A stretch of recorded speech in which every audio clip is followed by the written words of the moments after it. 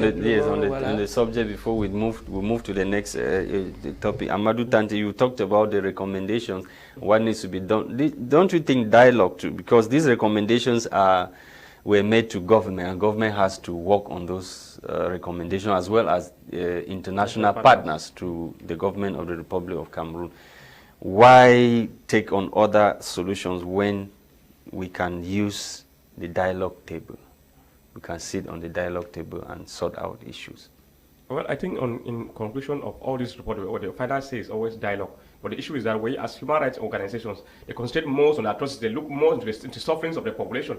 It's true that we have. That's just the effect of the war. Yes. So if you focus on the effect without treating the real cause of the problem, you keep on focusing on the effect. We have to look into what is happening before giving this as recommendations. We have to look at the situation or the sufferings that people are going through, face of the human rights violations and abuses that is going on the ground, before now talking about the recommendations for this thing, which is what they have done. You can even on the report, they made it very clear there that a copy of the report was sent to the Ministry of Defense and the Ministry of Justice about more than 1 month ago, but up to date they have not responded. Why was it sent there for them to validate?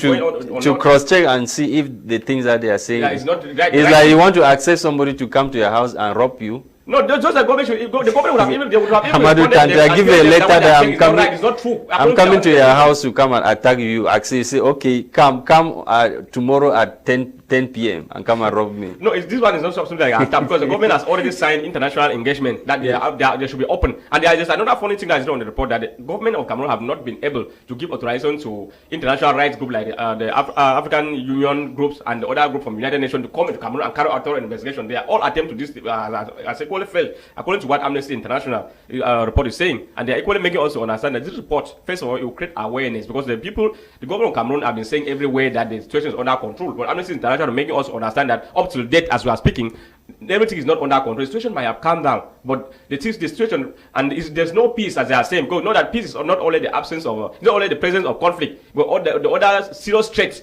to peace is already equally a serious problem, because the people are not able to eat, they are not able to move freely from one village to the other, because either you pay ransom to separatists, or the defense and security forces will call you that you don't have identity card, you are collaborating with the military, or a woman who is or a Fulani man who is in Ndu will not be able to go to his farm, because separatists have taken up to their farms and they are there to attack them if you attempt to come to the farm. Because in Ndu, the reports is saying that even in Ndu, the separatist fighters prevented the population, particularly the Fulani men, from going to the areas where they are rearing their cattle, saying that if what has become of the cattle? No, they transferred them to other areas. Some of the cattle have transferred to areas, others have been taken by the separatists, and in some areas, some of these people are saying that even they saw a report that was written by the DO of Ndu warning, because these Fulani were saying that when they drive them from this area, they take this land, some of the separatists, and give it to their family members, some of their close relatives, meaning that they say that they should go away, that the Fulani people does not own any land here. So those are some of the kind of funny thing that the government is supposed to look into this situation to make sure that we solve this problem once and for all. At least we stop looking at cosmetic solutions and look to... Okay, we stay in Bamenda, Christian Tebo, to talk about Bamenda Babaju Stretch of route. Minister Nganu Jumisi has announced that the route will be completed come December 2023. Are you hopeful this time around? Yes, I'm very hopeful. Given